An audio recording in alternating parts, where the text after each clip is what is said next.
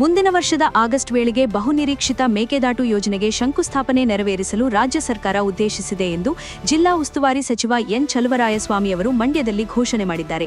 ಕಾವೇರಿ ನೀರು ಹಂಚಿಕೆ ವಿವಾದ ಮತ್ತು ನೀರಾವರಿ ಯೋಜನೆಗಳ ಕುರಿತು ಮಾತನಾಡಿದ ಅವರು, ಈ ಯೋಜನೆಯ ಅನುಷ್ಠಾನಕ್ಕೆ ಸರ್ಕಾರ ಬದ್ಧವಾಗಿದ್ದು, ಕಾನೂನಾತ್ಮಕ ಅಡೆತಡೆಗಳನ್ನು ನಿವಾರಿಸಿಕೊಂಡು ಶೀಘ್ರದಲ್ಲೇ ಕಾಮಗಾರಿ ಆರಂಭಿಸುವ ವಿಶ್ವಾಸವನ್ನು ವ್ಯಕ್ತಪಡಿಸಿದ್ದಾರೆ. ನಗರದ ಪ್ರತಿಷ್ಠಿತ ಹೋಟೆಲ್ಗಳಾದ ರಿಯೋ ಮೆರಿಡಿಯನ್ ಮತ್ತು ಗ್ರ್ಯಾಂಡ್ ಮರ್ಕ್ಯೂರ್ ಮೇಲೆ ಆಹಾರ ಸುರಕ್ಷತಾ ಅಧಿಕಾರಿಗಳು ದಿಢೀರ್ ದಾಳಿ ನಡೆಸಿ ಅವಧಿ ಮೀರಿದ ಹಾಗೂ ಕಳಪೆ ಗುಣಮಟ್ಟದ ಮಾಂಸವನ್ನು ಜಪ್ತಿ ಮಾಡಿದ್ದಾರೆ. ಗ್ರಾಹಕರ ಆರೋಗ್ಯದೊಂದಿಗೆ ಚೆಲ್ಲಾಟವಾಡುತ್ತಿದ್ದ ಈ ಹೋಟೆಲ್ಗಳಿಂದ ಸುಮಾರು 68 ಕೆಜಿಯಷ್ಟು ಮಾಂಸ ಮತ್ತು 9 ಕೆಜಿ ಚಿಕನ್ ಅನ್ನು ವಶಪಡಿಸಿಕೊಳ್ಳಲಾಗಿದ್ದು, ಸ್ವಚ್ಛತೆ ಕಾಪಾಡದ ಹೋಟೆಲ್ ಮಾಲೀಕರ ವಿರುದ್ಧ ಕಠಿಣ ಕ್ರಮ ಕೈಗೊಳ್ಳುವುದಾಗಿ ಅಧಿಕಾರಿಗಳು ಎಚ್ಚರಿಕೆ ನೀಡಿದ್ದಾರೆ. ನಗರದ ಮಡಿವಾಳ ಪೊಲೀಸ್ ಠಾಣಾ ವ್ಯಾಪ್ತಿಯ ಚಿಕ್ಕ ಆಡುಗೋಡಿಯಲ್ಲಿ ಪೋಷಕರ ನಿರ್ಲಕ್ಷ್ಯದಿಂದಾಗಿ 4ನೇ ಮಹಡಿಯಿಂದ ಬಿದ್ದು ಪುಟ್ಟ ಮಗುವೊಂದು ಗಂಭೀರವಾಗಿ ಗಾಯಗೊಂಡಿರುವ ಹೃದಯ ವಿದ್ರಾವಕ ಘಟನೆ ನಡೆದಿದೆ. ಮನೆಯಲ್ಲಿ ಆಟವಾಡುತ್ತಿದ್ದ ಸಂದರ್ಭದಲ್ಲಿ ಈ ಅವಘಡ ಸಂಭವಿಸಿದ್ದು, ಮಗುವಿನ ಸ್ಥಿತಿ ಚಿಂತಾಜನಕವಾಗಿದೆ ಎಂದು ವೈದ್ಯರು ತಿಳಿಸಿದ್ದು, ಪೋಷಕರ ವಿರುದ್ಧ ನಿರ್ಲಕ್ಷ್ಯದ ಆರೋಪ ಕೇಳಿಬಂದಿದೆ. ಕೇಂದ್ರೀಯ ನೇರ ತೆರಿಗೆಗಳ ಮಂಡಳಿ ಸಿಬಿಡಿಟಿ ಜಾರಿಗೆ ತಂದಿರುವ ವಿದೇಶಿ ಆಸ್ತಿ ಘೋಷಣೆ ಯೋಜನೆ 2026 ಇಂದಿನಿಂದ ಆಗಸ್ಟ್ 16ರಿಂದ ಅಧಿಕೃತವಾಗಿ ಜಾರಿಗೆ ಬಂದಿದೆ. ತೆರಿಗೆದಾರರು ತಮ್ಮ ಘೋಷಿಸದ ವಿದೇಶಿ ಆಸ್ತಿಗಳನ್ನು ಬಹಿರಂಗಪಡಿಸಲು ಅವಕಾಶ ಕಲ್ಪಿಸಲಾಗಿದೆ. ಡಿಸೆಂಬರ್ 31ರವರೆಗೆ ಕಾಲಾವಕಾಶ ನೀಡಲಾಗಿದ್ದು, ನಿಗದಿತ ದಂಡ ಪಾವತಿಸಿ ಆಸ್ತಿ ಘೋಷಿಸಿಕೊಳ್ಳದಿದ್ದರೆ ಕಠಿಣ ಕಾನೂನು ಕ್ರಮ ಎದುರಿಸಬೇಕಾಗುತ್ತದೆ ಎಂದು ಆದಾಯ ತೆರಿಗೆ ಇಲಾಖೆ ಸ್ಪಷ್ಟಪಡಿಸಿದೆ.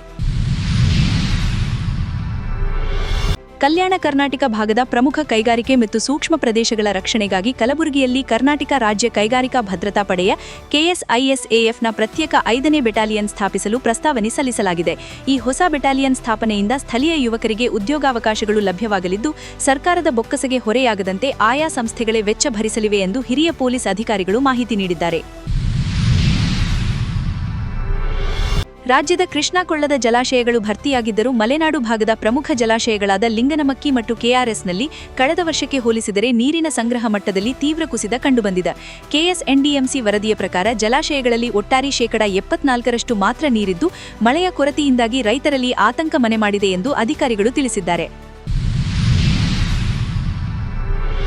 ಜಾರ್ಖಂಡ್ನಲ್ಲಿ ನೇಮಕಾತಿ ಪರೀಕ್ಷೆಗಳ ಅಕ್ರಮವನ್ನು ಖಂಡಿಸಿ ವಿದ್ಯಾರ್ಥಿಗಳು ಬೃಹತ್ ತಿರಂಗಾ ಯಾತ್ರೆ ನಡೆಸಿದ್ದು, ಆಗಸ್ಟ್ 20ರಂದು ಮುಖ್ಯಮಂತ್ರಿ ಹೇಮಂತ್ ಸೊರೇನ್ ಅವರ ನಿವಾಸಕ್ಕೆ ಮುತ್ತಿಗೆ ಹಾಕುವುದಾಗಿ ಎಚ್ಚರಿಕೆ ನೀಡಿದ್ದಾರೆ.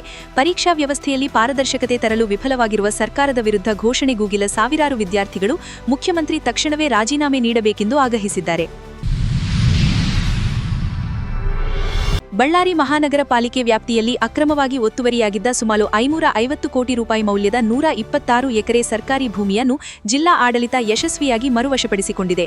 ಸ್ವಾತಂತ್ರ್ಯ ದಿನಾಚರಣೆಯ ಸಂದರ್ಭದಲ್ಲಿ ಈ ವಿಷಯ ತಿಳಿಸಿದ ಜಿಲ್ಲಾ ಉಸ್ತುವಾರಿ ಸಚಿವ ಬಿ ನಾಗೇಂದ್ರನವರು, ವಶಪಡಿಸಿಕೊಂಡ ಭೂಮಿಯನ್ನು ಸಾರ್ವಜನಿಕರ ಉಪಯೋಗಕ್ಕೆ ಮತ್ತು ಅಭಿವೃದ್ಧಿ ಕಾರ್ಯಗಳಿಗೆ ಮೀಸಲಿಡುವುದಾಗಿ ಭರವಸೆ ನೀಡಿದ್ದಾರೆ.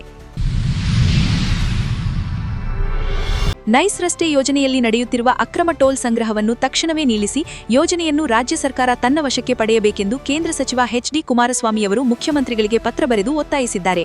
ಇದಕ್ಕೆ ಪ್ರತಿಕ್ರಿಯಿಸಿರುವ ಮುಖ್ಯಮಂತ್ರಿ ಡಿಕೆ ಶಿವಕುಮಾರ್ ಪತ್ರವನ್ನು ಪರಿಶೀಲಿಸಿ ಕಾನೂನು ಚೌಕಟ್ಟಿನಲ್ಲಿ ಅಗತ್ಯವಿರುವ ಎಲ್ಲಾ ಕ್ರಮಗಳನ್ನು ಕೈಗೊಳ್ಳುವುದಾಗಿ ಭರವಸೆ ನೀಡಿದ್ದಾರೆ. ಶ್ರೀಲಂಕಾ ವಿರುದ್ಧ ನಡೆಯುತ್ತಿರುವ ಮೊದಲ ಟೆಸ್ಟ್ ಪಂದ್ಯದಲ್ಲಿ ಕನ್ನಡಿಗ ದೇವದತ್ ಪಡಿಕ್ಕಲ್ ಅವರು ಆಕರ್ಷಕ ಶತಕ ಸಿಡಿಸುವ ಮೂಲಕ ಟೀಂ ಇಂಡಿಯಾಗೆ ಭದ್ರ ಬುನಾದಿ ಹಾಕಿಕೊಟ್ಟಿದ್ದಾರೆ. ಮತ್ತೊಬ್ಬ ಕನ್ನಡಿಗ ಕೆಎಲ್ ರಾಹುಲ್ ಅವರೊಂದಿಗೆ ಉತ್ತಮ ಜೊತೆಯಾಟವಾಡಿದ ಪಡಿಕ್ಕಲ್ ಮೊದಲ ದಿನದ ಅಂತ್ಯಕ್ಕೆ ಭಾರತ ತಂಡವು 2 ವಿಕೆಟ್ ನಷ್ಟಕ್ಕೆ 288 ರನ್ ಗಳಿಸಲು ಪ್ರಮುಖ ಕಾರಣರಾಗಿದ್ದಾರೆ.